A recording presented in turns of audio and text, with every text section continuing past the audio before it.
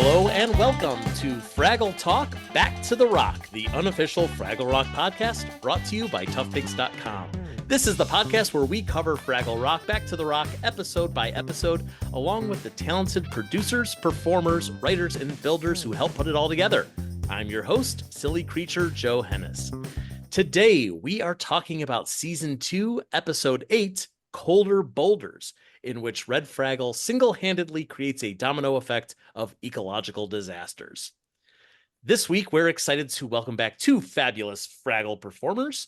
First up, they are the puppeteer who brings characters like Turbo Doozer, Balsam, and the inexplicable fan favorite Coop to life. It's Allie Eisner. Hello, Allie. Hello, Joe. Nice to see you again. Thanks for having me.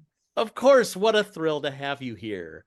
And our second guest needs no introduction, but she's going to get one anyway. The originator of Red Fraggle, the performer behind Icy Joe, and the keeper of the Encyclopedia Fraglia, it's Karen Prell. Hello, Karen. Hello, Joe. Ellie, it's so good to see you. Woo-hoo! I miss you, Karen. I miss you. Oh, we had so many amazing adventures on this specific episode. I can't wait to talk about it. Oh, yes. It's going to be great. So excited. And I was just telling you both before we got started recording how important it was to me to have the two of you here together. I feel like when we recorded Season 1 of this podcast, each of you were singing such high praises of the other. It was just so important to get you here to get to geek out together. So thank you both for being here for this episode. Thank you. Thank you. How long has it been since you two have literally seen each other in person? Like, I don't actually have an idea of when you wrapped. So has it been a while? Was it February of last year? Is that when we finished? Is that when we finished? We text every once in a while, but yeah. In person, I think that was the last time. We've tried to get some group stuff happening together to play. Oh no, Karen, we played some Fraggle games online. Didn't we at some point? Oh, we had kind of a online reunion thing at some point, and we're doing quizzes or playing some games or something. That's right. Gosh, I can't even remember when that was. I think that was last summer. And Wow. It was kind of fun, Joe. It was the questions were like kind of more tailored to say, like, out of the people you worked with here, which Fraggle, like who would do this or that. And it was kind of fun because it was like a little family trying to, call each other out for the weird interview. Oh, that's nice. Who set up the game? Like, who wrote the questions? You did, didn't you? It's this company called Steam, I guess, and they have this game called You Don't Know Jack, or I guess. Oh yeah, the Jackbox games. I love them. It's Jackbox games, so it's kind of tailored to help you get layered personality questions about the people you're playing with. So I know exactly what games you're talking about. Yeah, those personality games. I love them. They're so much fun. And it's so fun to get a group of people together. I've played them with groups of people in person, but also online now that they've got it, working like that. So you could be all over the planet and laughing and having a good time together. It's really that's the great. Best. And I'm just glad that the Fraggle folks are all that relationship is so important to all of you that you're like, well, we still need some of this when we can't all be in Calgary together. Yeah. It was definitely quite a family bond. Speaking of bonds, the two of you essentially teamed up to perform Red Fraggle. I know, Karen, Red is mostly your character, but Allie, correct me if I'm wrong, you were helping with like the right hands or performing Red when Karen is busy with Icy Joe or anything like that. Can you talk a little bit about how that partnership has evolved since the end of Season 1 and into Season 2 of Back to the Rock? Me? Either one of you. This is directed toward both of you. I think we've we really expanded on what we were doing as a team this time around. It's like we took it to the next level with Allie doing a lot of pretty featured red stand-in work and some crazy crazy assisting on the Seal It Up song. Oh my gosh, that was so insane. We were shooting late at night. We were running up and down the studio, working up a sweat for all those gymnastics and all that choreography you were doing with the hands and the pointing and everything. It was just that was so much fun. And so, we kind of built on kind of our shorthand from the first season, and we're able to just kind of do a few check-in notes, do this, do that, okay, go. And then just run with it and see what happens. And it was so much fun. It came together so well. Yeah, forget intermittent fasting. All you have to do is record Seal It Up with Karen. Yes. And then I think I lost about 15 pounds during Karen was such a rock star. There was so much, we did it in such a short period of time, and Karen was just so on her game, as she always is, and was just so precise, and there was a million fast moves just constantly. I remember telling Joe, Karen, how hard you were making me laugh, because like every once in a while you'd look at me and you'd go, woo, like, or whatever, and then you would take Red off, and there was like legit steam coming out of her butt sleeve. Like I was holding her by her puppet sleeve and fanning the top as like smoke was coming out, like after these takes. She was getting I was sweating on the outside and Red was sweating on the inside. It's Joe, like I'm sure you know that, like with puppets, hey, like especially too when you have your own character that you're using a lot of times. And I can't say this because like my main guy is a doozer, but those suckers get real sweaty and hot in there. Do they have a way of like cleaning them from the inside? There must be.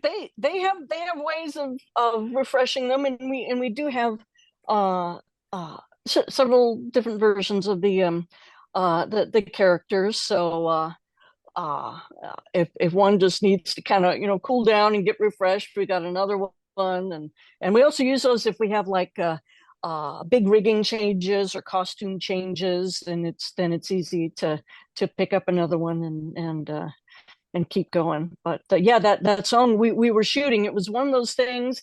It was a very special camera setup and environment setup and lighting setup, and it was one of those things that once it was all together, it took a while, and then we went a bit late shooting this, and it was just like, just go, just shoot it, just get it going. And Johnny came up with this amazing choreography for the song, all the head banging, and so he walked us through it, and Ellie and I were basically we were just kind of running up and down this runway, and in the background Fraggles were doing their head banging, and we just did that over and over and over for probably a couple hours.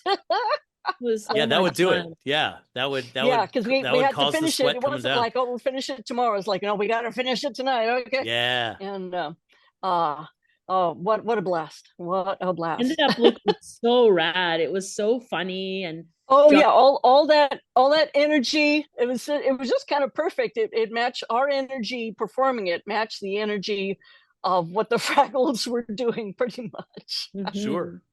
Allie, as someone who sometimes performs someone else's character, how often do you like put your hand in that Red puppet and it's just damp, and you're like, well, I got to keep moving. There's no stopping. Karen is like, Karen, you know this too. This is like, sometimes you work with puppeteers who don't wear deodorant, and sometimes you work with puppeteers who only shower once a week. Not naming names. Karen is an extremely hygienic person, and she smells great. And I never put Red in where I was like, oh God, I thought you were going with that you put on Red Fraggle and you're like, oh my God, I have Red Fraggle on my hand.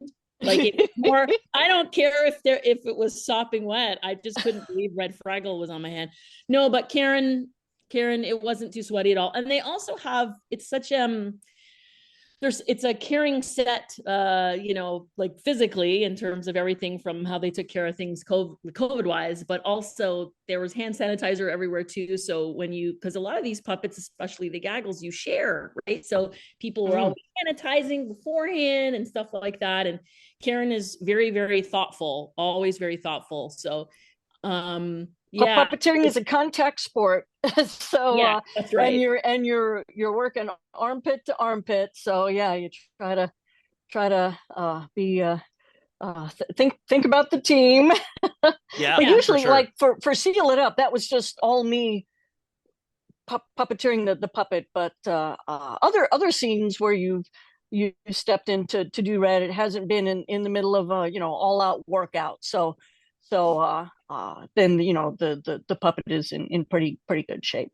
Oh yeah, always kind of cooled down. And even when she, there's a couple of times here and there, Karen will go, she's really hot inside right now. Like, I'll pre-warn you, but no, she was never hot and gross. We call Red's a Cadillac, man. That is a beautiful puppet. She's built so beautifully. It's almost like, is there a cooling system in there? Is there an internal fan? She's so beautiful. She's so beautiful. I keep saying she's a Stradivarius. She's a beautifully made musical instrument made by Raleigh Cruson, who made the original Red Fraggle and then made these the current Red Fraggles that we're using. And I just don't have to think about how to make the puppet do what I do. It just I think about it and it just happens. It just really just fits well and moves well. And of course, beautiful design by Michael Frith with the colors and the hair. It's just an amazing toy and musical instrument to keep having fun with. And I'm thrilled to be able to share that with Allie and have them have the fun of being Red. And Allie, you do such a great job with doing the stand-in stuff for Red. When we start talking about that long scene with Icy Joe and Red, that was Allie doing a lot of the in the wide two shots. That was Ellie doing a lot of the featured Red stuff, and then later on in dubbing, I was adding in Red's voice afterwards, and it's just really seamless. So thank you, Ellie, so much for doing such a great job. God, Karen, thank you for letting me put her on my hand. That day was. I know it sounds really silly to people listening or to even Karen, but that was a pretty special day and moment for me to be able to do that scene. And I love Red so much. She feels like a friend and she feels like Karen when she's moving around, and it was really meaningful to me. And so those compliments mean the world to me. So thank you very much. And Karen, being like next to you, around you, I'm learning so much constantly. We all are from your and Johnny's experience, and it's quite a gift. It's quite a gift. Yeah, it's so exciting just to have this really inspiring next generation of puppeteers working with us and inspiring us and just seeing what new things they bring to what we've been developing and nurturing for decades, and just to know that it's all the characters and all the concepts are in such good hands. So it's a really joyful sharing experience. You rock. Joe, can I tell you just one thing too that was making me laugh rewatching this episode? About Karen specifically. Yes, please. I mean, Red is the meat of this show, right? So she's heavy in every episode, but like the episodes with Icy are such Karen episodes because there's so much Icy and so much Karen, and I just start laughing when I see Red and Icy talking to each other because they're both these just like weird parts of Karen, like these eccentric parts of Karen that are like having a conversation with each other. And the part that made me laugh, I think the hardest in that episode where the two of them are connecting, is in that long scene when Red jumps into Icy's arms and gives her a hug at the end. And she's like, "Oh, thank you, Icy." And Icy's just like, "Oh God, get up!" Like, yeah, Icy doesn't know what Still to do with her hugs. hands. Yeah, What's going on? Oh, what is this thing? I think I like it, maybe, but I'm not sure. Yeah, so it's awesome watching Karen's characters play off each other. They're so good. Very, very, very silly. This is exactly what I needed to have the two of you on this episode. Like it just we'll talk more about that scene in a moment. Let's get into this meat of this episode. We open on Fraggle Rock, where the show takes place. The Gusties are back. They're blowing people's hats off their heads. They're blow drying Boober's socks, which he's at first excited about, but then the sock flies out of his hand and he says, "Well, serves me right for celebrating." Classic Boober. And Red is getting ready for a big dive off a little rock that's hanging over the Fraggle Pond. And each time she tries to jump off, the Gusties push her right back on. And my favorite part about this is when Red goes, "Oh, well, I guess I'll stop for today." And like just trying to trick the wind and then jump, and it doesn't work again. So I have to assume that this whole thing is done on the green screen or the blue screen, in the cube, as people have been calling it. Was there anything special about the choreography of having Red jump, not jump, get blown around? It was tricky. It was tricky. Well, first of all, we had in addition to everybody wearing blue and a blue screen behind us, we had a version of her jumping rock that was painted blue. And then they lined that up with the position of where you would see the visible rock on screen. So that gave us kind of a good idea of the geography that the Red's feet would be planting on and how far she could run before she was off the edge of it and where all the edges were. But that meant everybody had to kind of reach around this rock to perform everything. And this we tried to prepare in advance and figure out what as that scene escalates, how her movements and reactions escalate. And you rehearse as much as you can, and we even had that blue rock kind of set aside while they were shooting other stuff. I called together team Red on the rock, and I can't remember what did you do on that, Ellie? Oh goodness, I think we had Ingy on feet, and then maybe I was on hands, but I kind of remember maybe Kira in there too. Let's see, because there was at one point, and certain times we might shoot different angles, and it's like a whole other set of whoever's available. I think at one point Ben was doing the hands, like he was out in front for one part of it with super long rods. So all of her gesturing is Ben in blue reaching up around. He's got the long arms, so reaching up around the rock and doing her arm gestures. And maybe it's either you or Kira on the tail and back. So we had all this stuff, and so we rehearsed and figured out the beats. And I think for most of the takes, we tried to do it all the way through, and then a few times we had to kind of stop and reset per beat just to get things a little bit more clean. And then there'd just be a lot of choices in editing, and it was kind of tricky because just trying to get the weight of the wind looking right with what we were doing with Red's body, but also in post, they would take her image and they would be able to manipulate that and kind of push her farther than we would be able to reach with the puppet. So it was like this whole juggling act of what was in camera, what was done in post, and all the puppeteers. But it came together well. But it was one of those challenging old school things that I'm glad that we're still doing on this show. And just the nice thing about digital enhancements is it can help so much more with removing shadows and faces of the people wearing blue, and removing all the rods and arm wires. So you just have the pure puppet performance there. It's great because like another show would have just CGI'd it. Like he would have just animate the character. We got to move on. We'll do it after the shoot's over. But the fact that you all take the time to just like not only think of, okay, how do we make sure that Red's on the rock correctly, and let's get. I'm picturing like 10-foot arm rods. I don't know what Ben was actually holding, but that's what's in my head. They were pretty long. So if you think a lot of for some of her arm gestures, like when you see her full figure and the camera moves way back, there's like long arm rods, and he was doing that for like closer shots. Then there'd be different arm rods and maybe different people. So it's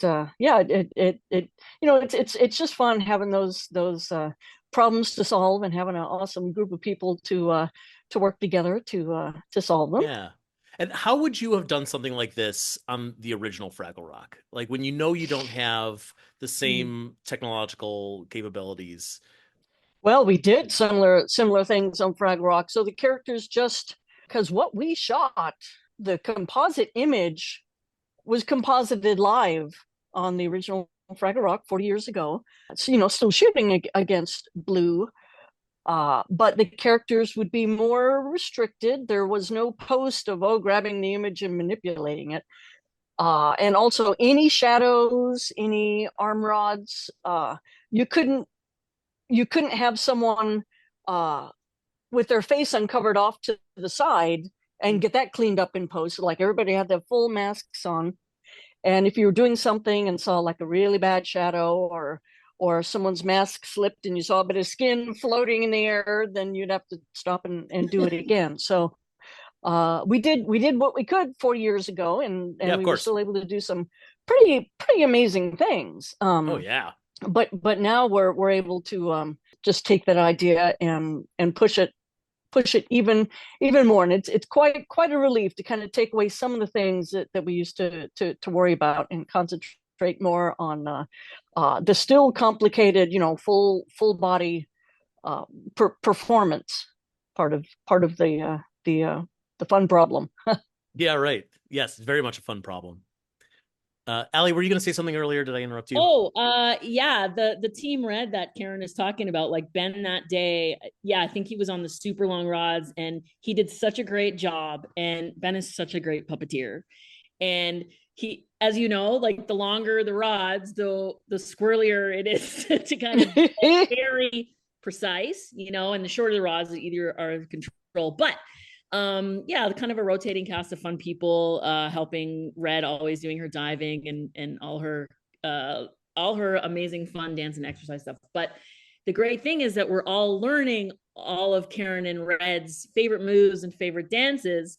So when we get in there, we're more familiar every time with what Red's taste, what her likes and dislikes are in terms of moves she wants to make. And Karen's really great at directing us and practicing, and enough times to kind of try to get it as beautiful looking together as possible as a unit. So yeah, those moments are always really fun. And that's, you make a good point too, where the characters, I'm saying this as someone who is not, I'm not a performer, I'm not a puppeteer, but the characters do have a certain way that they move. And like Red does not move the same way as Wembley or Moki or Booper. And to learn, like, it's one of those, like, what do I do with my hands? What do I do with my hips? And like Karen, this innately because you are Red, you created this character. But for someone like Allie, you would need to like try to figure out not just how do I see they move and replicate it with my own arms, but how do I think the way you think so that I can do that without just imitating you. That's got to be difficult. It's like for me anyway, it's I like to have it more less of a thinking thing and more of a feeling thing. Like how does Red feel when she says this? Would she just put her hands on her hips at this moment when she's really proud or confident or a little bit pissed off, at Bobo or whoever, or just getting super confident? But yeah, the more time that I spend with Karen and Red, the more I feel them throughout all the time working together, the more it comes together for sure. But Right. Karen is Red Fraggle through and through, and it's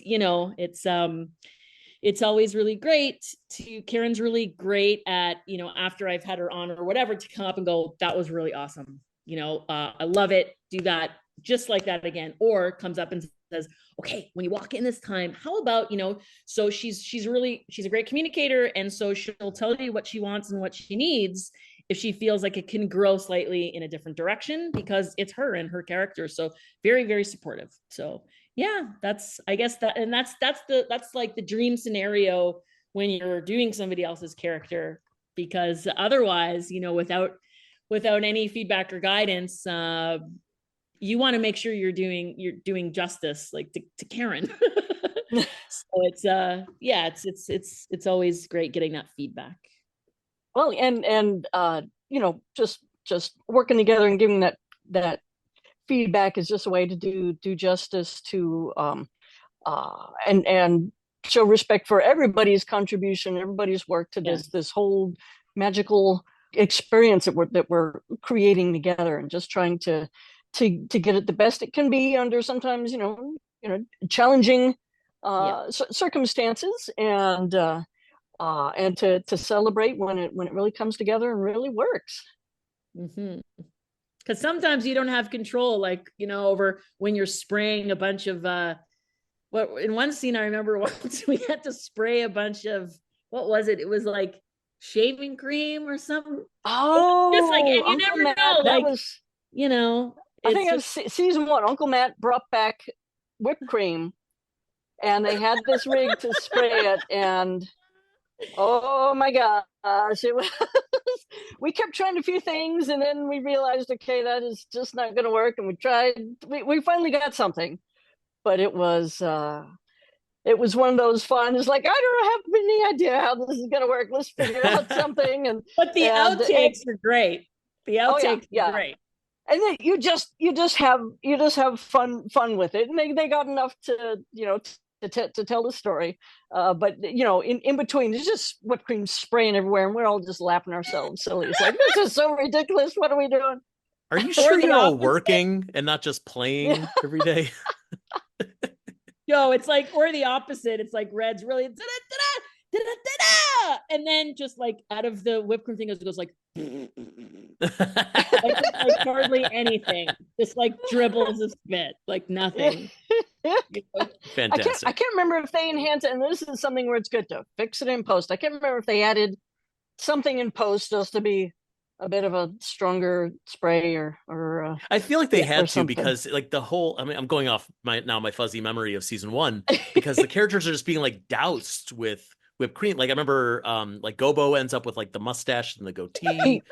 He had the full mustache and everything. Yeah, like no regular whipped cream can is going to spray enough to and of course that was not actually whipped cream. It was a Fraggle safe, something that they sure, Fraggle foam we'll call it. Yes I don't know if that's what they call it. I just made that up, but it's alliterative, so it must be right. Sure. Right. Let's go on with this episode. We check in with the Doozers. The architect is saying that a Doozer, who shall not be named, accidentally released the wind that they were storing, and immediately Wrench was like, "It's me!" and Turbo's like, "And I helped." Okay, so let's talk for a second about Wrench and Turbo. I love them. I've been saying to some of the other equally important people on this podcast, can we get a Wrench and Turbo episode in season 3? I want that so badly. Really cool. Yeah. Andy and I joke that they're like, we make jokes about like spin-off episodes that they're like Laverne and Shirley. Yes. Like living in together in some crappy basement apartment, just odd couple, and he just cries at everything all the time. And That's so good. I would actually That's love that if you got a spin-off episode with these characters, but the genre of the episode was completely different from Fraggle Rock, where like you go into a three-camera sitcom or wow. or something just completely bonkers and off the wall. I would like that. I'm just putting that out into the universe. Turbo can be the Fonz. Oh, Turbo's the Fonz? Yeah. Turbo's like the new, like, oh, okay, this is the spin-off. Like, we're telling the audience, this is the spin-off character that you will all love.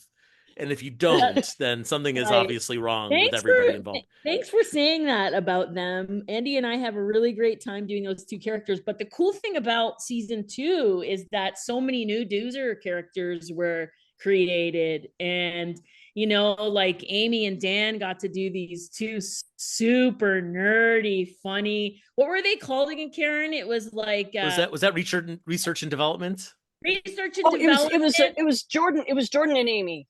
Jordan and Amy. I'm so sorry. Yes. Jordan Yeah. Lockhart and Amy. Super funny. And then Kira did Measure Doozer. Like there were so many funny like Doozers written into the second season. And so yeah, the Doozers are just hilarious. I love Wrench and Turbo. They take the Dumb and Dumber thing to joyful heights. I love Turbo's joy at whatever is happening, and all the joyful misunderstanding, and just the glee with what they're doing. It's so entertaining. And I have to say, it's not in this episode. I can't remember which. It is season 2, but I can't remember. I think it's after a few episodes after this one. Well, I guess not to spoil anything, there's kind of a Doozer industrial accident, and Turbo gets splashed with something and lets out this incredible scream. I can't remember if I watched you shooting it. It's a comic accent, of course, and it is like one of the most incredibly silly, entertaining screams, I think, in the history of old and new Fraggle Rock. It is just so fun, that scream you let out when all this stuff splashes on you. It was just amazing. Thanks, and every time those two show up, things are going to go wrong, and it's going to be so funny and entertaining. And I love just how you and Andy grab it and run with it, and just make these little snippets just so entertaining. And that's why they need to have their own episode. They're like this Morgenstern and Gildenkrantz type of like, what are they doing in the background to like completely ruin whatever's happening in like the quote unquote main story? And it's just like, just follow them, let them knock down some dominoes, let the chaos happen. And then they could just be gleeful about the whole thing. Because I think that's really what makes the characters for me, is like they're so happy to be complete mess ups, They're just through and through, just two dingleberries. They are just total dorks. I remember that day. That was so fun. And kudos again, like they're so on point always. The props team, and all the special effects folks. It was like down to the wire for shooting. We seriously had like 4 minutes or something, 5 minutes to get that one take where they were in these white outfits and wearing the face mask. They were wearing little face masks, and then the red goo poured all over them, and it worked perfectly because and it was like because it was such a major reset. It's like they pretty much, there was limited time for so maybe they did two takes, and then that was kind of it, because they just had to kind of shut down the whole set and replace everything. But you got it. It was awesome. You got it. It's all that matters. You get the shot. It was cool.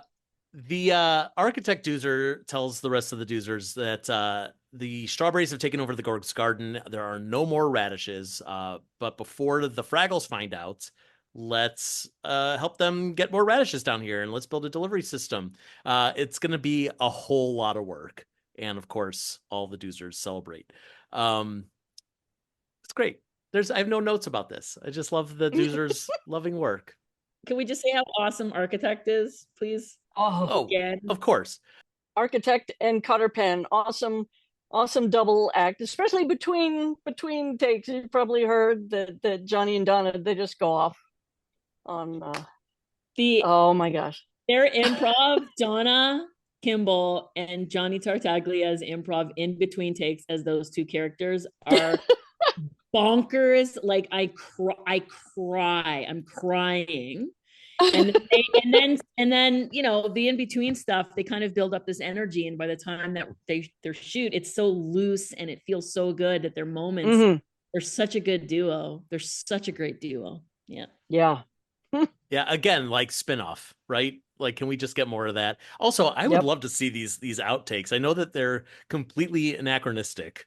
Like they're talking about movie stars and stuff. But let's see it. He does this thing with Donna. He does this thing in between. It's always architect saying, did Cutterpin, did I ever tell you about the time? It always starts with, did I ever tell you about the time? And then it's just like, I was on a yacht with Tina Yothers. And then it just goes like, he'll just spout nonsense for 15 minutes. One time he was Eric Estrada's pool boy. You know, just like, so whenever Johnny starts seeing that, everybody's like, okay, buckle up. We're gonna have a good one. And then Donna's the straight one and just goes with it. Yeah. And Johnny just lets loose, and it's just so wonderful for everybody's spirit, especially when we're in the middle of just a long, because shooting the Doozers is challenging. The shop and everybody works really hard to get them doing amazing things, but Doozer shoots are challenging. So when we got Architect and Donna, or if we have Wrench and Turbo, we're gonna have fun to keep us going through all that. Yeah, for sure. I don't want to add to John Tartaglia's workload because he's already such a busy guy, but I would love it if he wrote the autobiography of Architect Doozer and just like get it all down in one place. Just the insanity of the life that he must have led. Maybe someday. I just like in my hearts of hearts, in my minds of minds, my dream come true is the back. Like, I just hope that he is gayer than Christmas, that Doozer. Like Architect Doozer, he is just so fabulous to me. I hope he's queer. But anyway, the episode where he talks about like his haircut and then he gets a wig, like that's where it's starting to come out. He's so like vain in a very specific way that not to say that straight people don't get vain about those things as well, but it might explain a couple things. Anyway. Red Fraggle, remember her? She's trying to ignore the Gusties. It blows her right off of her hammock into Moki's bed. Moki asks if they're swapping beds, and if so, are they swapping personalities too? And she does a little impression of Red. She goes, "I love winning, woohoo!" I thought that was very cute. I would love to see more of the Fraggles doing impressions of each other. I think that would be fun for me to see. It's so all these little, you know, in shows that don't heavily focus on Moki, just Donna finds these beautiful little moments just to have fun, and she's like a precision surgeon. She just kind of finds the right vocal and physical way to address things and just make them shine and sparkle. I'm just so impressed with what she's doing with Moki. Me too. Yeah, Moki is such a star. She's like, she has just elevated everything. And I think I remember you guys just writing in a bunch of articles how she's Moki's such an MVP, and she's just she's so realized. Moki is such a realized character. She's really amazing. It's especially impressive because Moki was such a realized character on the original show when she was performed by Kathy Mullen. And beautifully. Yeah.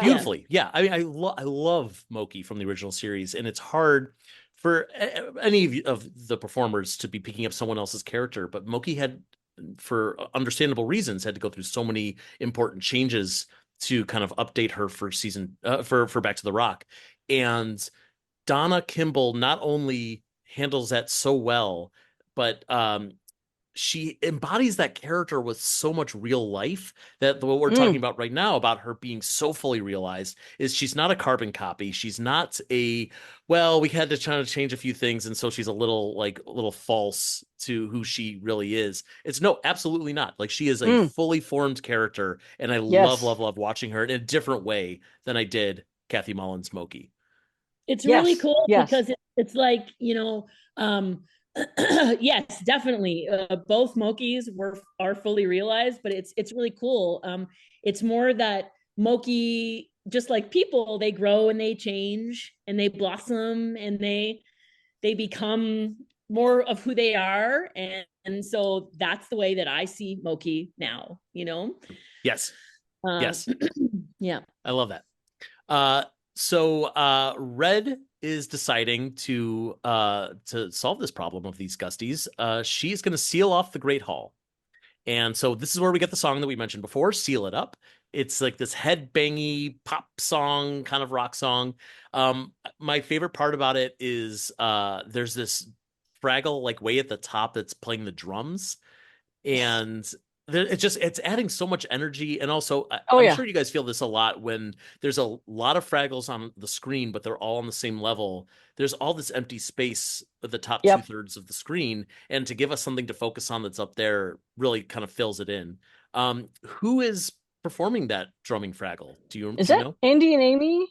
There's a couple of different they've changed it up a couple of times, but thankfully we have a couple of drummers in the Calgary crew. So I know that there was a few combinations. I know once there was Amy and oh goodness, I think it was Amy.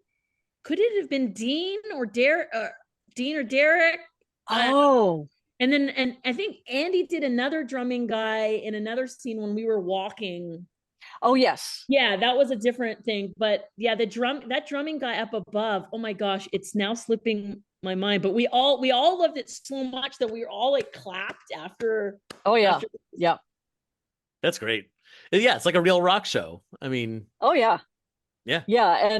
And of course, this whole song comes about from Red's go-to response to something is there's a problem.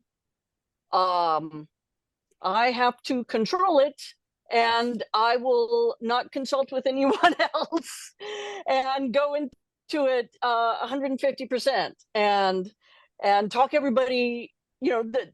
She gets people to do what she wants, jump in, do the song, let's seal up the Great Hall. But as far as like consulting, hey, would it be a good idea? Should we? It's like, no, that's not Red's go-to. She gets there eventually. Sure, it's always fun when she has this first hugely entertaining flawed response. And of course, in this show, it's all about her flawed responses building and building and building, and things getting worse and worse and worse. And then finally realizing that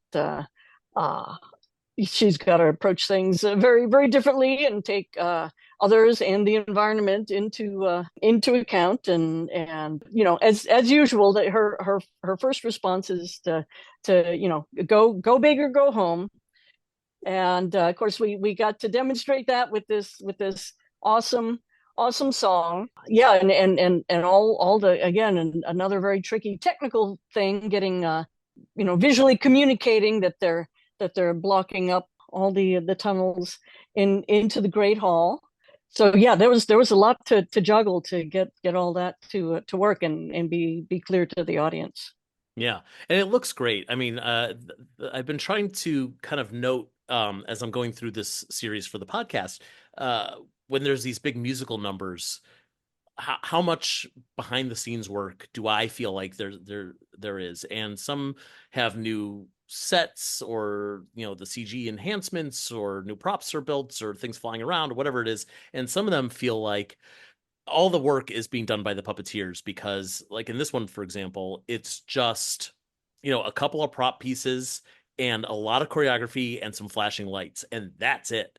And you have to convey not only the song and the message that the song is trying to put across, but this sense of energy and like, this is a big deal. We're doing a big song for you with all this choreography, with all this, like, like all the movement that's happening on the screen. And I don't know, I'm impressed by it. I'm impressed by how you probably were given very little to work with, in terms of props and direction. And you're just like, we got to make it look good. Here we go.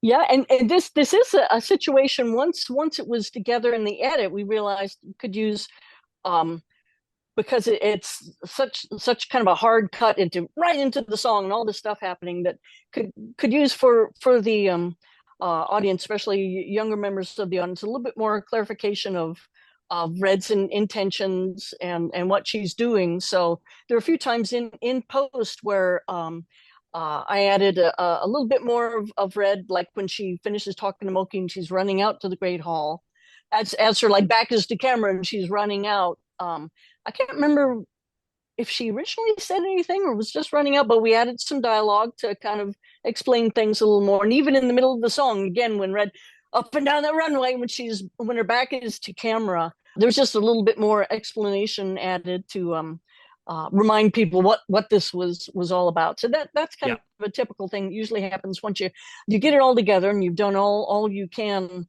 shooting, but you realize sometimes you just need a little bit more clarifying. Just find ways to smoothly fit it in with what you've shot, and so that helped pull it all together and make it into the big crazy experience that it is. Yeah, for sure. Yeah. So yes, Red successfully seals up the entire cave, and the whole problem is fixed. The end. We did it. Congratulations, everybody. And she keeps saying that. She keeps saying problem solved every time, and of course it's not. And then she only makes it worse. It's but yeah, true, all throughout the whole show, problem solved. Yeah. Oh no. Oh no. But then it's not an oh no insight. It's an oh no, what else can I do to make it worse? Yeah, right. Again, jumping to her default. Got to take control and do something even bigger to try to force things to her will. Yeah, she keeps going in that direction. Yep. Because things immediately start to get warm, like right away. It's starting to get a little toasty. As a chef, Boober confirms things are officially fully toasty, bordering on Yes, and all of us, as we were chatting about the weather as of this July, we were all it's been fully toasty weather in all of our time zones this last few weeks. So we really feel we're feeling what Red was feeling, and hey, if we could go grab some colder boulders, we would. Absolutely. But the truth is that we are, because we all have our air conditioners running nonstop, and that is not great for the environment. But what can you do? I mean, we gotta do something. But that's another metaphor for another day. That's when I get out on my bike and I get the natural air conditioning when I'm out doing long bike rides. Yes. Oh, I'm glad that works for you. That sounds like it would just get hotter. I don't know if you know this, Joe, but like Karen, when we're there, Karen is like kind of just like, hey, everybody, like we're going biking. This is the real Karen, not Red. Like in real life, Karen has gotten everybody to go biking, like get outside, like quite, an outdoor guy. So how cold was it outside in Calgary in the winter? At times crazy freezing, like go to get a coffee and get frostbite. Yep. but in the times where it warmed up enough where you could safely bicycle, there was an e-bike rental place near where most of us were staying in Calgary, near the Bow River, which goes through the city. And so I'd get a bunch of people together, and we'd rent e-bikes and ride along the Bow River down south of the city. And there's a a park and had a coffee shop, and we'd stop there and then turn around and ride back to the city. And a few times when we had time on the weekend, we'd again, when it was better weather, a bunch of us would get into cars and drive out to Banff and rent e-bikes there. And then there's awesome bike paths up into the mountains. Wow. And with the e-bike, you're just biking along and just seeing the beautiful scenery and occasional creatures, deer and bear and goats, kind of off in the distance and things. But it's a beautiful place to work. So whenever it wasn't deathly cold outside, I was always, getting out. It was a wonderful place to walk around when it wasn't crazy cold, and to explore on bikes and just see all the beautiful scenery. So Wow. I it's one of my favorite places to work, definitely. I mean, that sounds very much like Fraggle Rock, where you just kind of you go for a little jog, and it's like, oh, there's an ink spot, and there's Aretha, and some sort of weird crave creature, and yeah. I think like speaking of ink spots, and when it got so hot in that episode, one of my favorite things in rewatching this episode was just seeing all the stupid young stuff that was going on in the background from all the other puppeteers with the Oh, with yeah. the leaves Yeah, there's hitting each other. We'll get to this because I noted a few of them, and I'm curious if you noted some that I may have missed. But there's a couple of really, really funny ones. I've been really trying hard to, in this rewatch, to pay attention to the ink spots and the Fraggle gaggle, and like, what is everyone doing back there when they think that no one's watching? It's it carries on the tradition of way back in the Muppet Show, where if you were in the background of the Muppet Theater and you're up on the balcony, it was just like, have fun upstage to a point. Right. if it takes attention away from Miss Piggy, then you've gone too far. But have fun, have their own lives and their own experiences happening there. And I'm so glad we're able to continue that tradition here. Oh, me too. Because that fun really does it. We could feel it, like going from you to the camera to the screen to us. Like it, even if you don't notice exactly what all those background characters are doing, like that feeling, we still get it. That feeling of fun and inclusion. So I'm very grateful for that tradition. Well, like usually too, we'd block stuff out, and whatever's happening as the main action in the front, they'll have to go through it, a bunch of times, and hang out with the director and work things out. And so people in the background, as they're replaced, they have this extra time. And some people would just kind of do the same beautiful thing that they were doing and fan each other, and then some people would use that to work out some ridiculous bit. Yeah.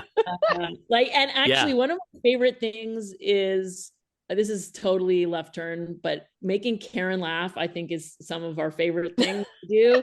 And if you give Jordan Lockhart a gaggle fraggle, Karen Prell is on the floor. Oh, he is so funny with those things, because he's like, oh my God, all the pressure's off.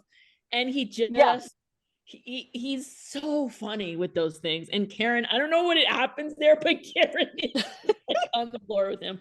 So yeah, there was a lot of goofiness in this episode for sure back there. Oh, it's the best. I love it. So because things are getting so warm in Fraggle Rock, everyone is sweating, including Large Marvin. He says, even my sweat has sweat. And the camera zooms in on a bead of sweat, and the bead of sweat speaks and it talks about how hot it is.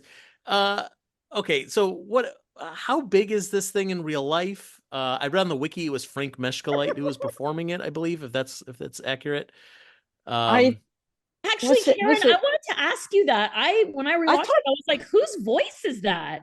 Because if Frank is Large Marvin, but I thought the actual sweat was Dan Garza. Was it that Dan? Okay, I think so. Okay. Yeah, and of course they made it like this giant, maybe tennis ball size sweat glob out of silicone or something that had maybe some monofill that you could pull to make the mouth move. So the small one, when you saw all of large Marvin's face, and then they did, this crash zoom, and then cut to the bigger one on a giant field of pink fleece. A very large Marvin. Yeah. Yes, a very large Right. Marvin. It's one of those bizarre things in the script is like, what, really? And then they did it. It's like, oh my God, it's perfect. I love it. I love when you all are like take the time to build an entire character, and it's like, this will be on screen for 4 seconds and we will never use it again. And it's a bead of sweat or like a vomiting rainbow or whatever that was. Wasn't Icy No, Joe? it was a radish. It was vomiting a radish that vomited Monkey's a rainbow. dream radish. Excuse me. Yes. Excuse me. I need to clarify that before I got an angry letter. Yeah. I think that Icy Joe called large Marvin Marge Larvin or something. No, large. That was you. Large larva. Large. It was one of the. I think it was the first season, and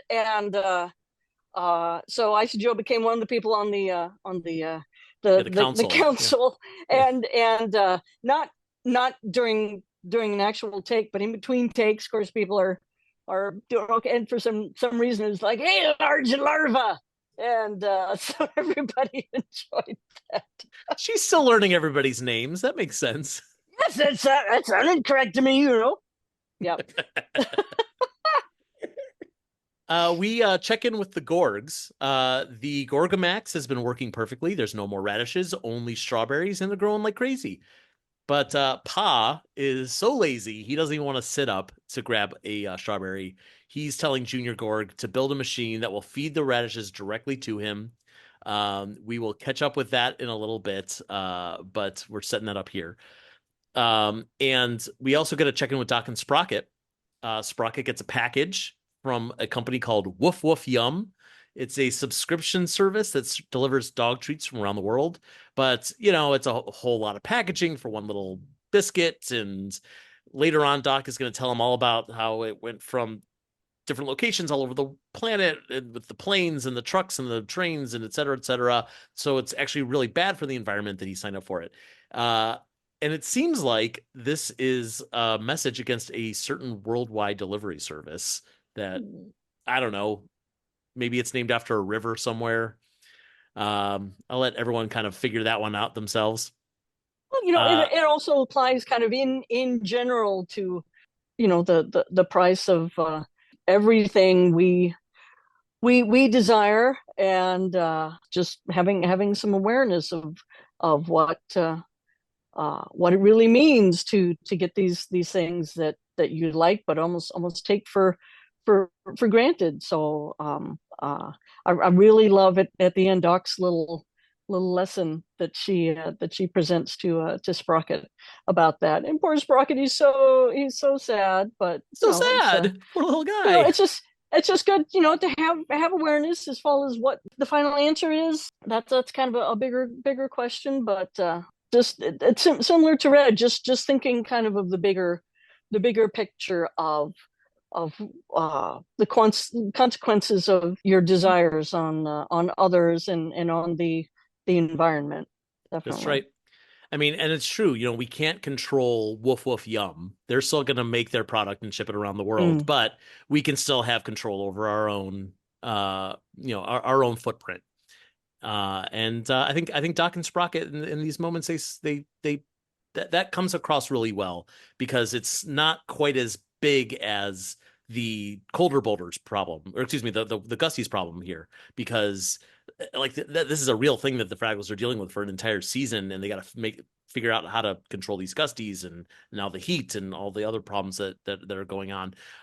This is just a dog biscuit. It's not a big deal, but we can still have control over it and make good decisions based on what we know. With such excellent writing too, just with such humor, but making such a point, like how giant the box was, and when he opened it, giant box, and the bone was tiny, just excess, and not thinking and wanting, and it was such excellent writing. It's Mhm. true. Yeah. So the Great Hall is starting to get very steamy. The Grizzard is there. They love it. They're in the pond like it's a sauna. This is where we see that ink spot with the fan, with the leaf, with the fan. And there's another one that seems to be serving the Grizzard like some sort of milkshake or some fancy drink with a whip on top.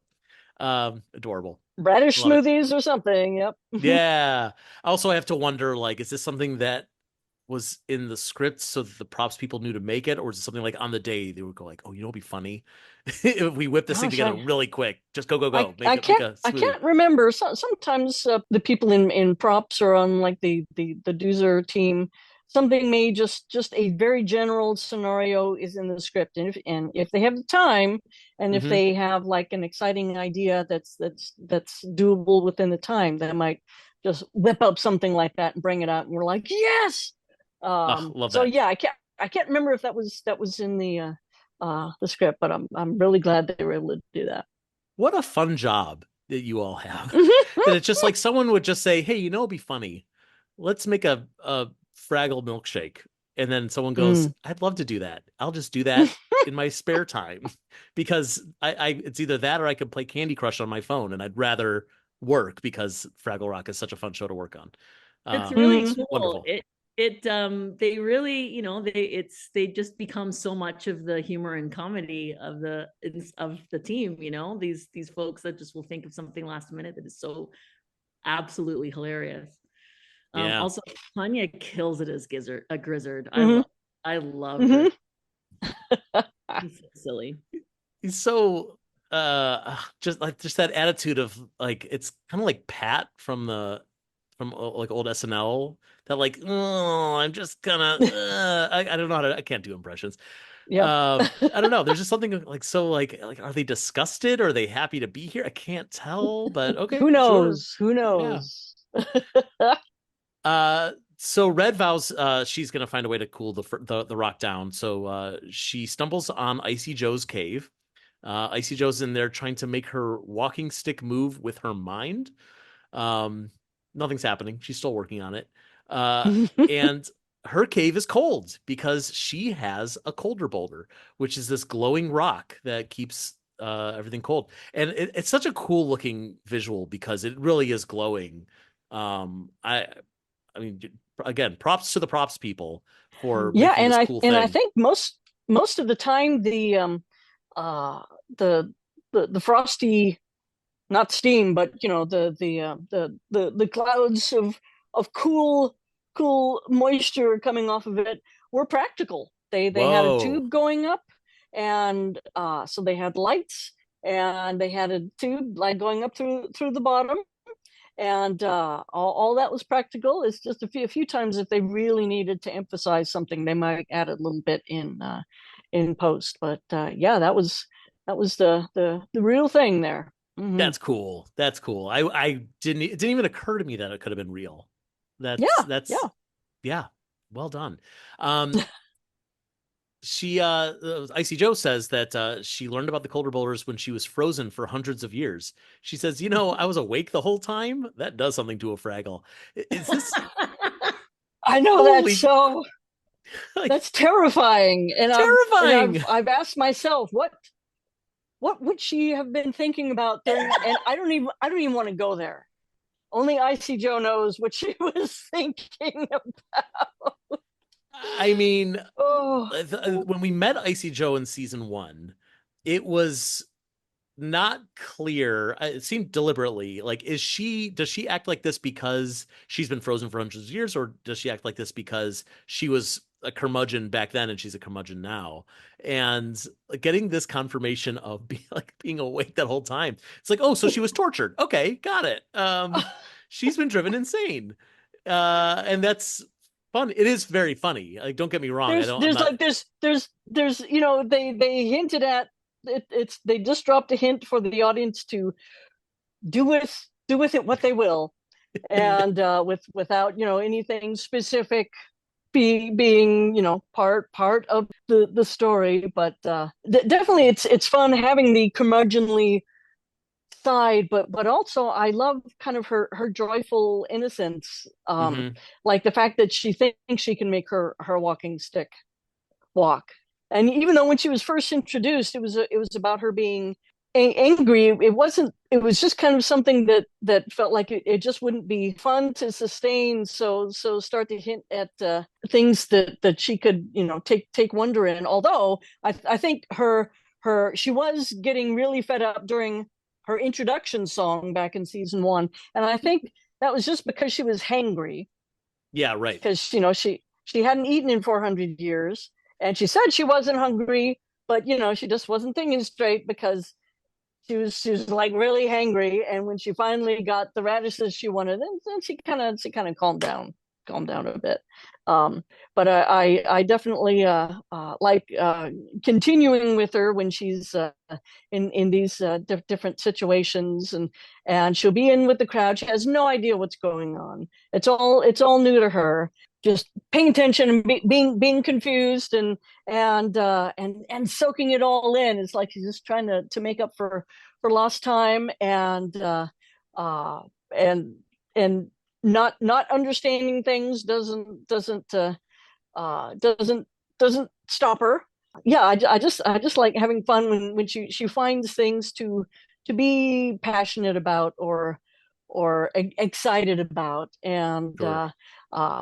And her speech that she gives to Red about the ecosystem. It's like, because she is a Fraggle, an ancient Fraggle, and uh, generally, they do try to do what's right for the ecosystem, but that part of her brain hadn't quite was just finishing thawing out while she was doing that speech. So she Right. finally got there. Oh, ecosystem. Oh yes, that's what it was. And she's so excited about it. Oh, where'd you go? So I did love that moment because so much of Fraggle Rock as a whole, like the old Fraggle, the new Fraggle Rock, the Fraggle franchise as a whole, is about ecosystems. So when she starts to kind of explain to Red, like, everything in the environment is in a harmony, everything's connected. There's the Icy and there's the Joe, and it's like, yes, we get that. Like you're so close to, like, it's almost like she's trying to remember the words to the Fraggle Rock theme song. We're like, yes, it's what Fraggle Rock is all about. You're so close to it. And then, yes, like you said, she goes ecosystem, and Red's already gone. yes, yeah. Great. So just to make her speech, rather than just Doc's speech is pretty straightforward lesson. But Icy Joe, being Icy Joe, uh she would do it in a roundabout way, with the way her her brain works. It's like, I knew there's this important thing. Just hang on a minute. Let me dig through and see if I can figure it out. So it's just fun to go through that journey with her. She's trying to access the frozen memories. Yeah, I just love that Icy Joe's continued as a character on the show, because she easily could have been a one-off character for that one episode. We never see her again. Yeah. But she adds something to the dynamic of Fraggle Rock that no one else does, especially because, there's only so many, like, adult characters. It's like Matt, storyteller, world's oldest Fraggle. It's like, and they're all completely aloof in some way, like with the exception of maybe Jamdalin. Like Mm. they all, like, it's like you can't trust any of their knowledge, no matter how old they are. And so for her to be someone who, like, she could easily have been a character to say, like, well, I've been around for 400 years, like I could tell you everything. And it's like, well, no, because maybe you don't remember things, or maybe things worked different back then, or maybe your brain is half frozen. And all these things kind of make it so that not only are they unreliable, but they're adding this level of fun to Mhm. any kind of Fraggle Rock problem, which I just adore. Icy Joe is incredibly funny. She's so She Also, really I is. love that they made Icy Joe female. Personally, Hmm. I think it was a really big deal. Maybe other people haven't thought of it, but usually, when you see a character that kind of big and like they're usually male characters. Sure. So I thought it was fantastic that Icy Joe is a woman. And I Oh, think we yeah, talked about yeah. this in the first season of podcasts that we did, Karen. But the fact that Icy Joe looks so different from the rest of the Fraggles, that she really towers over everyone else, is just Mhm. visually so great. And again, to Allie's point, that having that be a female character, because again, usually it's the behemoth guy, it's Large Marvin, it's this big dude, and instead giving it making it a female character makes Icy Joe feel so unique, not just in Fraggle Rock, but in kids media altogether.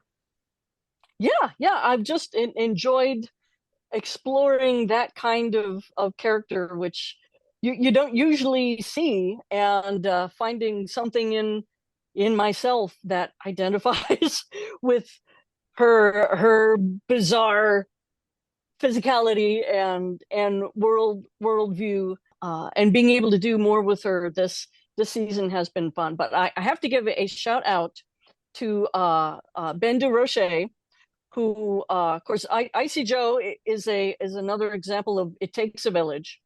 And so whenever I'm performing her, I've got my 6-inch Frankenstein shoes on, and the body is it's heavier than a regular Fraggle, um, and also very very just cumbersome and stiff. So I usually have um, someone behind me, usually Andrew Cooper, holding there's like a handle under her cloak, holding up her body, so I can be free to move her head without her body weight pulling on not only her neck and her face, but pulling on my arm, and that leaves my other hand free so I can perform her eyes myself, which I enjoy doing.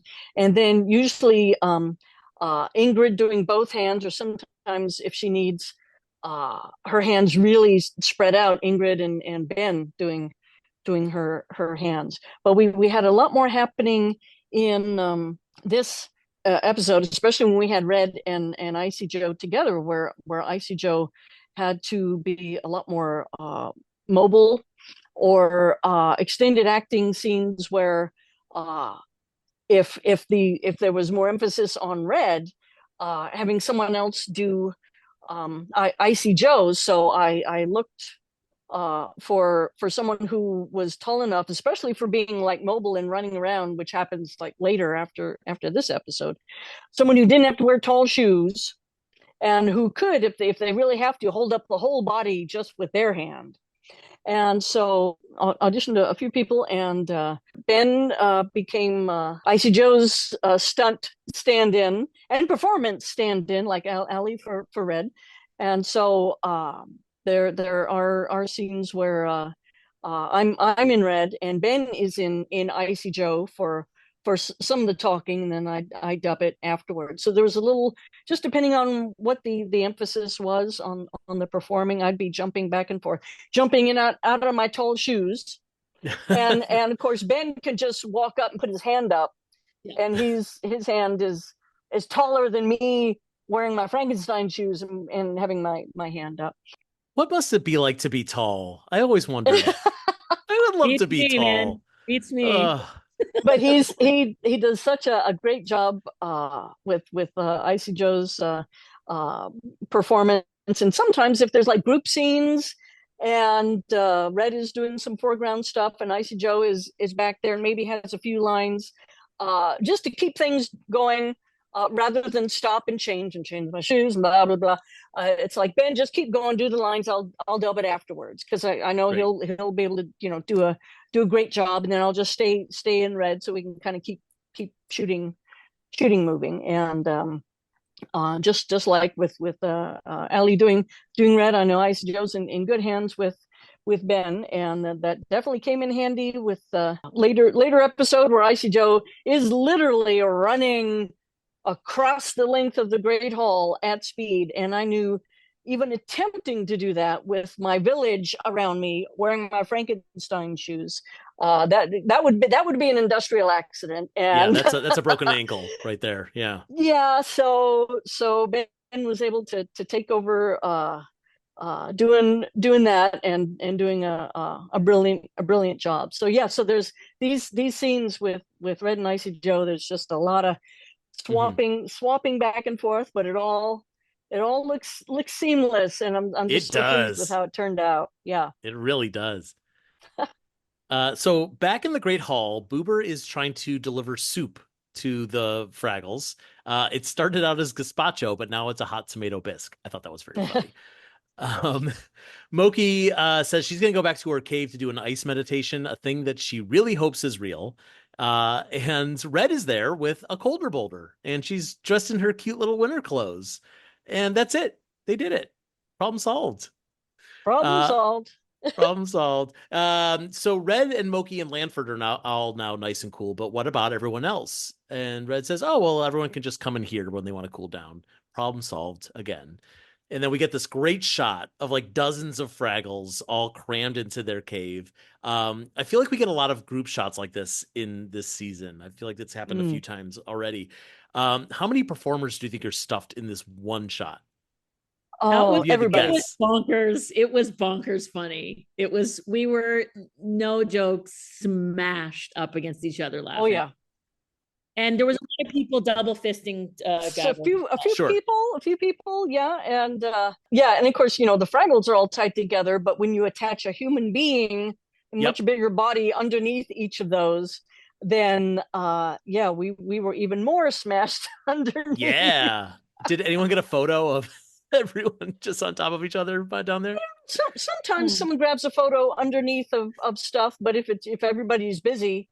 Because usually when there's something like that, everybody's busy. The shop people making sure all the smashed together puppets are looking good, and the monitor people are in there making sure everybody's got a monitor they can see. So it's pretty chaotic. So I can't remember. I know we got because the doozer setups, like if it's in their doozer thing, it's kind of a long time in between those setups where our doozers are just on poles in the set. So we're underneath, hanging out, and we got a lot of video and pictures underneath the doozer stuff. But maybe if we do more, we need to get more video when we're smashed together like that, what it looks like underneath. Because really. Contact sport, just and like a game of Twister, I'm sure also of like, well, I have to put my arm here and put your leg in there, and let me just turn around sideways and.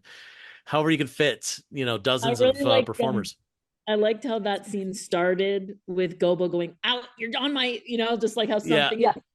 His tail kind of moves up into Moki's mouth, and Donna just went with it. Of course, they kept it because it was just so funny. I was wondering if that was real or not. Oh, that's funny. Oh yeah. It was just like, it just happened. It's like, cool. Yep. And it works. Well, and I was trying to look at the Fraggles in the background to see what was happening, and everyone's definitely doing something. It was hard to pay attention to everyone at once. But there was two Fraggles that seemed to be kind of just like caressing each other's faces. Like they're each reaching out and holding the face of the one next to them and staring into each other's eyes. It was, there was definitely some story going on that we are not privy to with these two Fraggles. I have no idea. It was great. I love it. Intimacy. That's right. Yes, everyone got very close very quickly. So Red has a new idea. Moki says, oh, you're going to obviously go unseal the Great Hall. And Red, that's what a great performance this is. Oh, Moki. No. Something better. Yeah, okay. Great writing. Great, awesome writing. Yeah. It is, but you sold it. It got a good laugh out of me. You played it so well. I think that there were more Mokis than that even as well. There were it was like about 9 Mokis maybe in there. Yeah. Red is going to bring in more colder boulders. She's going to fill Fraggle Rock with colder boulders. What a great idea. Problem solved. Again. Problem solved. Again, doesn't tell anybody what she's going to do. It's like, I got this. Boom. And she's out. Yep. But Boober knows, ever the meteorologist, Boober, he points out that we all know what happens when cold air meets warm air over a body of water. And the rock fills with fog. Boober obviously knew because one of his hobbies, besides cooking and laundry, is thermodynamics. Yeah. There's so much to unpack there in Fraggle lore of how he even knows what that word is. Let's not dwell too much on it. What was his line? He was just like, what, a Fraggle can't have other You can't have interests? hobbies besides cooking and laundry. Yeah. Oh, it's so good. I just love it. It makes me laugh. And nobody can see anything through the fog. It's Yep. exactly what happens when Karen, you are also a glasses wearer. When you are in air conditioning and you walk outside and then boom, your glasses fog up immediately. Yep. I can't remember. I don't know if they actually had much on set because the continuity would have been a nightmare. So I think most of that they had to do in post just for consistency. That makes Because sense, otherwise they'd be just chasing, how foggy it was, and it would just be so tough. It's the kind of thing, if we were doing it 40 years ago, we would have to do it for real with some smoke and try to keep it consistent. It would be really tough. But well, especially because if you fill up a room with fake fog, like use a smoke machine or something like that it's all going to sink to the ground. So when you're filming 6 feet in the air, then you have to really fill like a big room with a lot of fog for a really long time. That just doesn't seem possible. Yes, and that was at some production meetings. Yeah, that was mentioned too, that if you even tried to do it practically, it would all be, at our feet, and the puppets would not have smoke around them. So yes, yeah. So actually, you know what it makes me think of, and Karen, you may have been present for this, is the scene in Muppet Christmas Carol when the Ghost of Christmas Future takes Scrooge off, and there's a wall of smoke that I believe Brian Henson's talked about how like they basically filled a room with smoke and like covered it with a curtain, and then for the shot they just open the curtain and it kind of comes in like a wall of smoke against Scrooge and Ghost of Christmas Future, and it's a great visual. But it's also the kind of thing where like you got one shot to do this because you are filling a room with smoke. Yes. That's a lot. Yeah.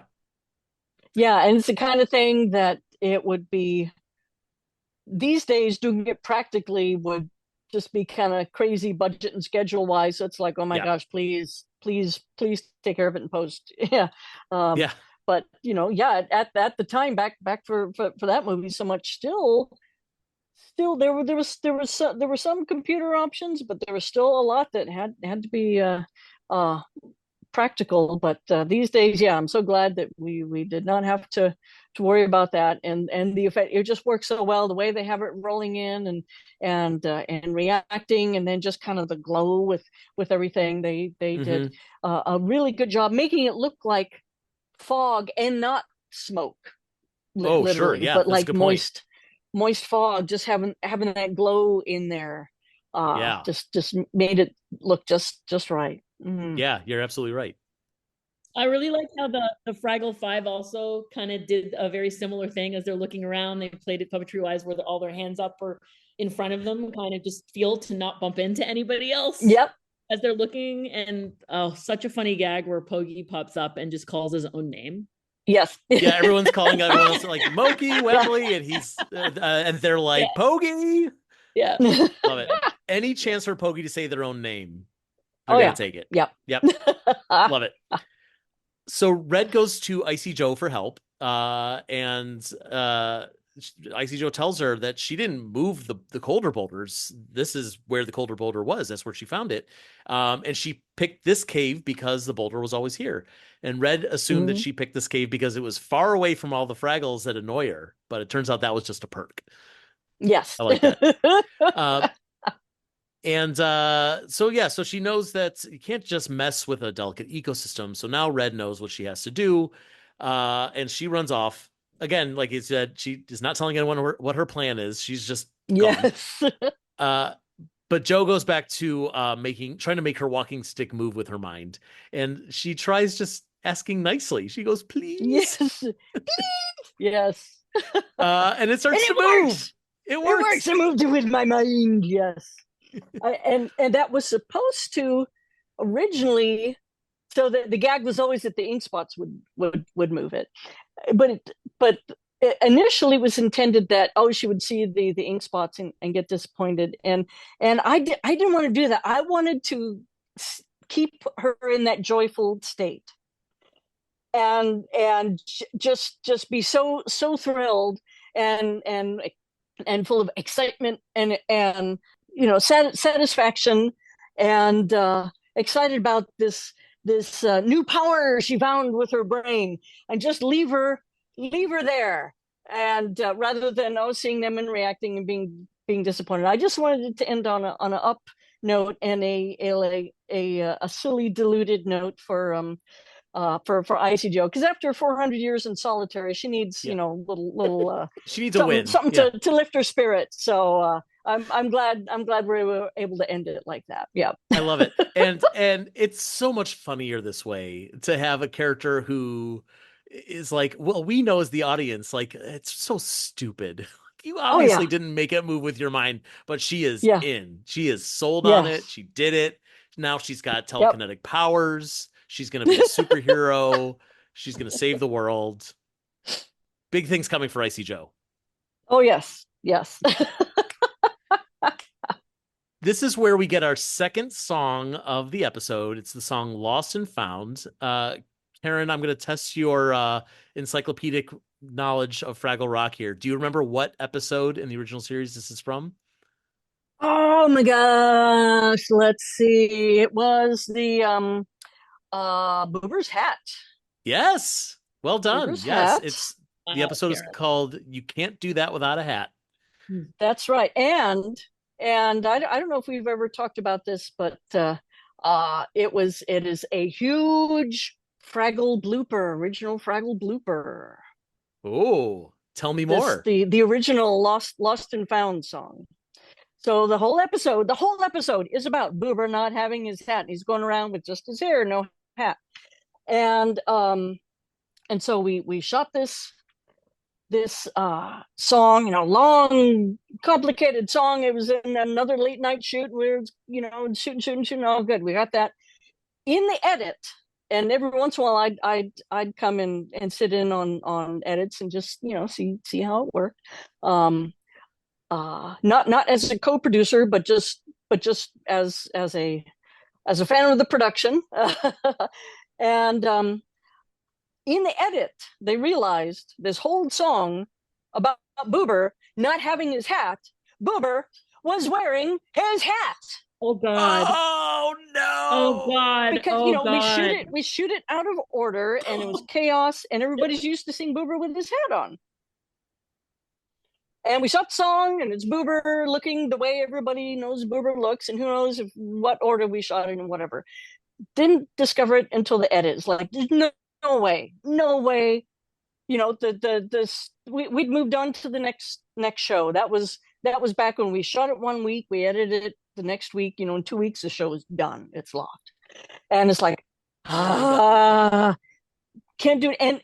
And just the last shot of the song, where they finish the song, and again, kind of shot out of order. Boober does not have his hat on, and it's like, here, Boober, here's your hat. Oh no! Is that how it is in the final episode? Is that the like the one that was released? Yeah. Well, I have to go back and look. You see, and there you go. Nobody caught Never it noticed. because the Fraggles are believing it and selling it, and the song is selling it. And every time I tell someone that story, people are like, "Oh, I never noticed." Now, what's funny about this too is earlier in this season, there was, oh no, I'm trying to remember which episode it was. One of the episodes, Boober is wearing a different hat because it's the one where he's got a chef's hat on. He's doing a whole like radish festival for everybody. Mm-hmm. And later in the episode, he's wearing like a party hat.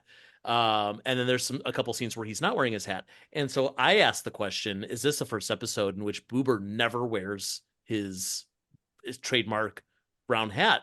And, of course we don't remember off the tops of our heads, but we kind of realized like, oh, I think it is the first time. And, Jurgen checked his notes and he's like, yeah, it says here in the notes, no hat. Like we deliberately did not have him wearing his hat. And, that was something that I noticed in that episode. I noticed, oh, interesting, he's not wearing his hat. But in the original Fraggle Rock, it didn't occur to me. And the song's about his hat. The episode was about but him not having his hat. The shop people were amazing on the original, and they were working so hard, and everybody was, on top of things, but shooting late, and again, shooting practically, and it's all going to work in camera, and crowds of people, and shooting out of order. It just happened. It's like it's not anybody's fault, and the awesome thing is nobody caught it, and it didn't affect people's enjoyment of the show.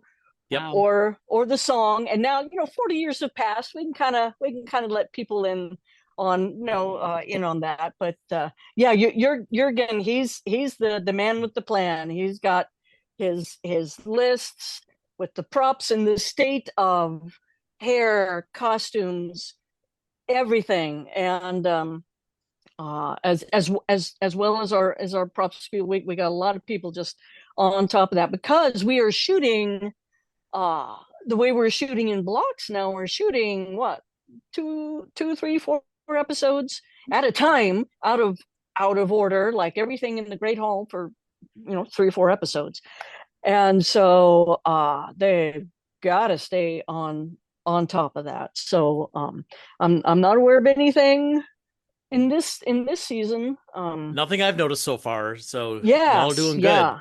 Yeah. But and if I don't notice, then it doesn't matter. It's fine. And of course, this version of his song was not about that at all. But that's just kind of my that's why I remember that song, because it was a big. There's nothing we can do. It's too late. There's nothing we can do. Oh man! You just have to ship it and move on. So talk about letting go. Yeah. Never noticed it. None of us, none of us. Yeah. See, it worked. Great. We sold the idea. It's like just hope the idea works and everybody goes with it, and they did. So there you go. Incredible. So in this version of of the Lost and Found song, everyone's working together to clean up the colder boulders. They're doing like a fireman drill, like everyone's passing them one person to the next. They're reopening the cave. The Gusties are coming back in. The best visual to me about this is that Boober and some of the other Fraggles are using their tail glows to help them see, and it's just such a cool visual just to see those little spots of color from the tails, and a great reminder about a great episode from the first season, and a great reminder that we as the audience now know that you all as the producers didn't forget that this is a part of Boober's character and a part of Fraggle lore, that there are these glowing tails.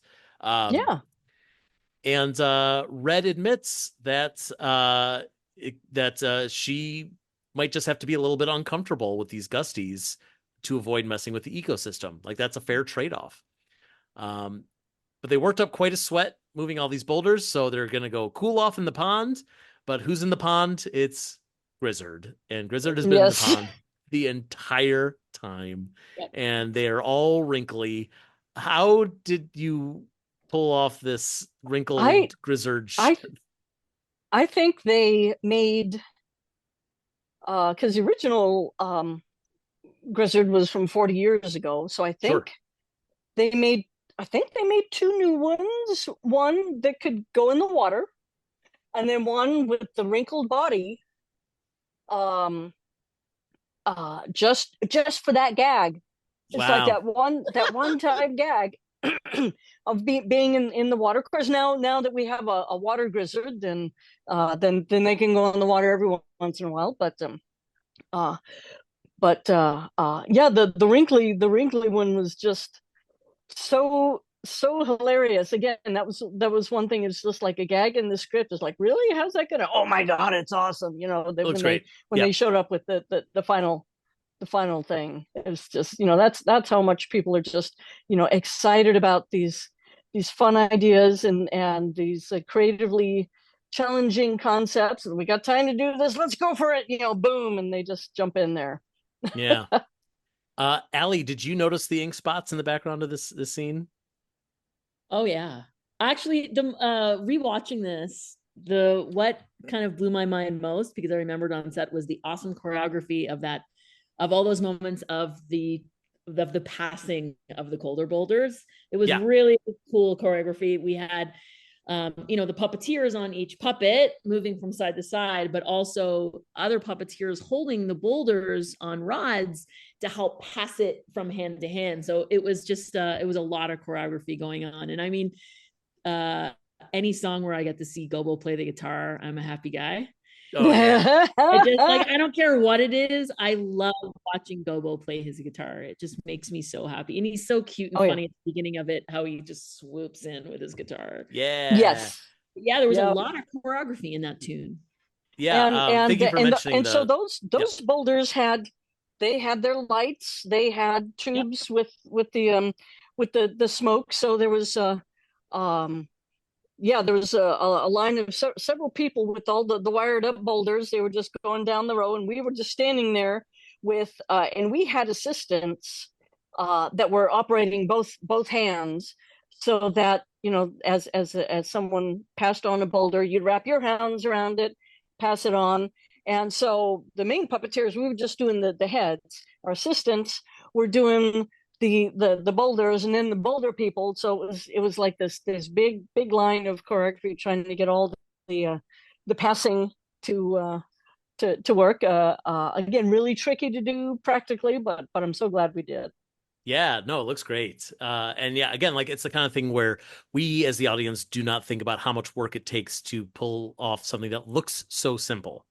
Mm-hmm. But when you need 2 people on each Fraggle, 1 person on each boulder, going to the beats, the choreography, not stepping on feet, not knocking into people, all looking at monitors, I can't wrap my brain around it. I don't know how you guys do it.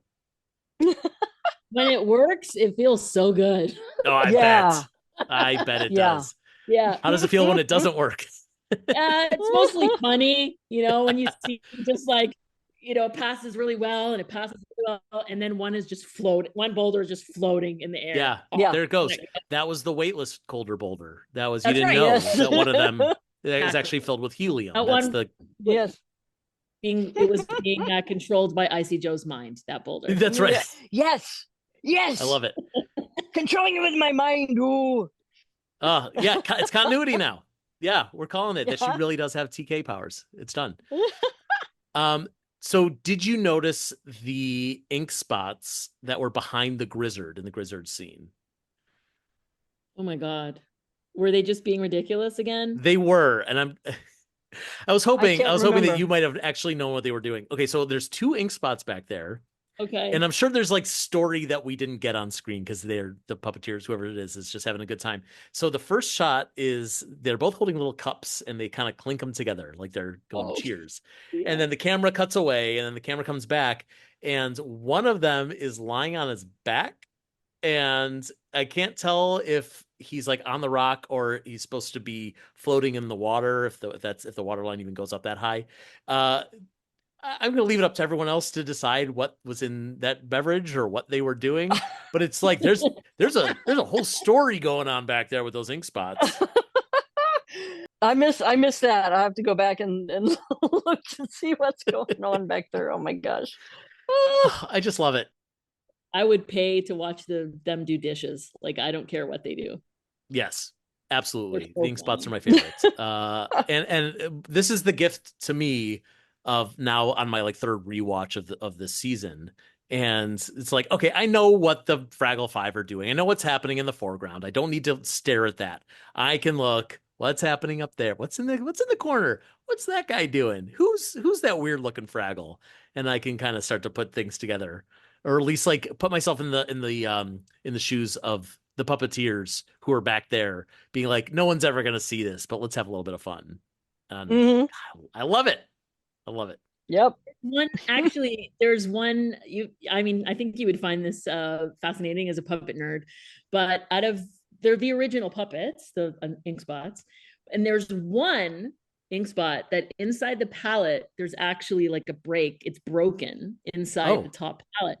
But in any other world, you'd be like, oh my God, it's broken, whatever, got to get it fixed. But what's really cool is because it's broken on top, you can bend it in this weird way to get this very goofy expression. So Ah. this one broken, I guess, ink spot is kind of can do something that the others can't. Which Ooh, is I'll really have to fun. look for that So, one. yeah, we Oh, would I love always it. scramble to try to get that one. Oh, that's Because yeah, fun. they refurbished them, but they tried to retain as much of the original as possible. But we're just using them more and more. They're just so fun and so handy, and so they just get a lot of use. So just even having uh, newer parts, just the fact that they're used so much and people are having so much fun with them, things like that can happen. But hey, if it adds to it, great, have fun with it. Yeah, really. Karen, who built the ink spots? Oh gosh, that's a good question, because they were built for the Baguni show, and they performed a ink spots styled song. That's where they got their kind of their production name.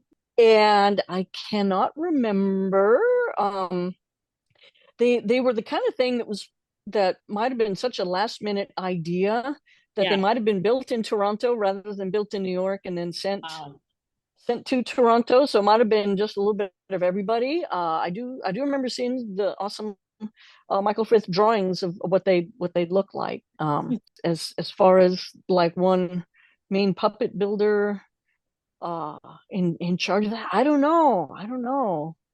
Be good to Yeah, find I'm out, because checking the they wiki to see if it had any information. And no, just what you said, mm, Michael Frith design, but yeah, no builder listed. yeah, Kind of yeah. All right, So well, that's a mystery. We'll get to the thought bottom of it. yeah, to think of yeah, that being built by a whole bunch of people. That's kind of cool. Yeah. yeah, yeah. We will end this episode pretty much with Junior Gorg and Ma. They've built this elaborate machine for Pa Gorg. And it's like sending the strawberries down from the top of the tower and through this whole mechanism, and then shooting them at Pa so that he doesn't have to sit up to pick a strawberry. And of course, everything goes to pot. It does not work at all. And it would just be easier to not have to deal with all that. And what's interesting to me about this, first of all, a great set piece that the I don't know if it's the props people or who that built this like windmill looking thing for the strawberries. But earlier in the episode, we see the doozers with something kind of similar where it will help them, they pick the strawberries and then it packages them and sets it up for distribution and all that other stuff. And it seems like we've got two examples in this episode of elaborate machines that are in a way making life easier. One of which is a great idea, and one of them is an absolutely terrible idea. I don't know if that was deliberate or not, or if I'm just looking too far into it, because that's everything that the doozers do is an elaborate machine that makes life easier. Yeah, Any yeah. any thoughts on that? Well, certainly the Gorg version was like a Gorg size uh, representation of what Red was doing, is building upon supposedly solving a problem and taking control of the situation. Although the pause solution is to um, have Ma and Junior do the actual work. At least Red, when she has an idea, she gets out and does it herself. Um, and her problem being that she doesn't tell anybody else about it, and until she gets everybody to help her. Yeah, the Gorgs, just the it was so amazing. It was this giant practical thing with the wheel and the pulleys and everything. It's just amazing. Another example of just how excited the prop in the set and the doozer people are just about bringing these things to life, making them practical, because with so many of these folks, they really get to do things that they may not normally do in their work. So they just get to have fun, and it's a challenge, and sometimes it's tricky making it all work, but they just take great joy in satisfaction, and doing a beautiful job building it to work well, but represent something that is in the context of the story of the show, a bad idea that does not work well. Sure. Yeah. Yeah. Yep. Yeah. Well, that brings us to the end of this episode of Back to the Rock. Before we go, I have an important question to ask each of you. How do you, Allie and Karen, plan to make this world a little fragglier? I have first things that come to mind for me are just keeping grounded inside of the idea of kindness and respect towards everybody around me. And I think staying inclusive and trying to be positive and shining your light and trying to instill that in whatever work comes my way in future and what the things that I'm putting myself into now.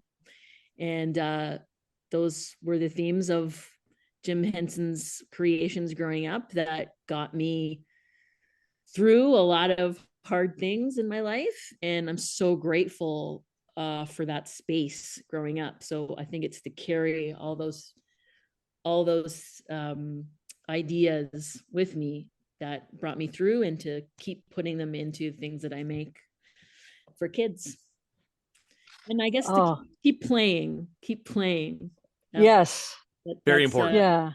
Allie, that's beautifully said. Thank you so much for that. Thank you, Karen. Oh, oh gosh. Well, there are definitely big needs, but trying to listen and understand where the people are coming from, what their needs are making them think and feel, and just understanding that we're all connected, we're all in this together. So just trying to keep that in mind with interactions with people and trying through things like working on Fraggle Rock, just to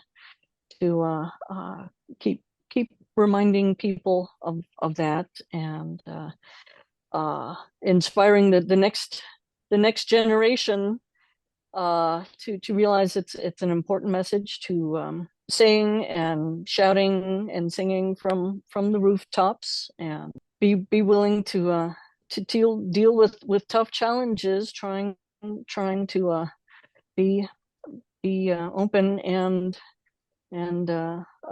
understanding and respectful, and just being aware of that precious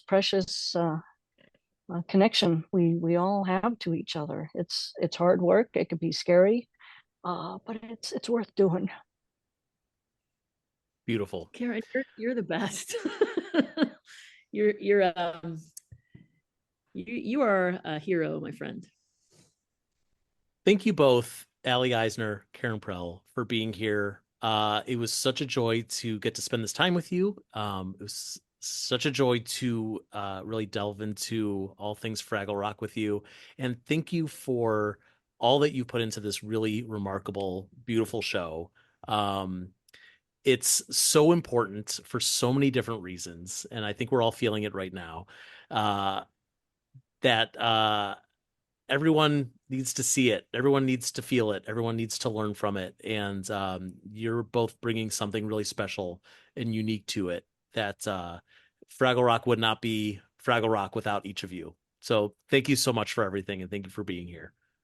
Oh, thank you, Joe. Thank you for this awesome opportunity to share this, to talk about this with Allie, just this shared experience, and to relive it and celebrate it all over again. So I really appreciate it so much. Of course. Thank you, Tough Pigs. Thank you, Tough Pigs, for creating. Thank you. To get to know puppeteers better and celebrate all the work of Jim Henson and all the people following in his footsteps. That's what we do. That's what we're here for. Woohoo!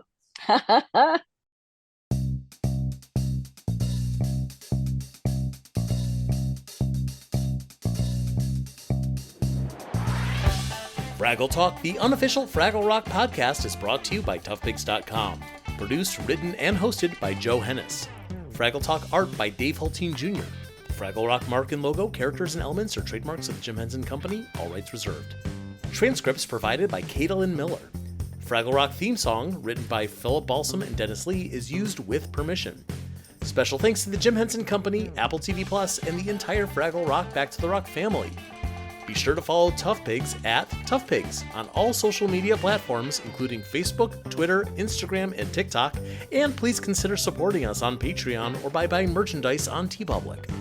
For more Fraggle podcast fun, listen to Fraggle Talk Classic on your favorite podcast app. Thanks for listening, and we'll see you next time down at Fraggle Talk.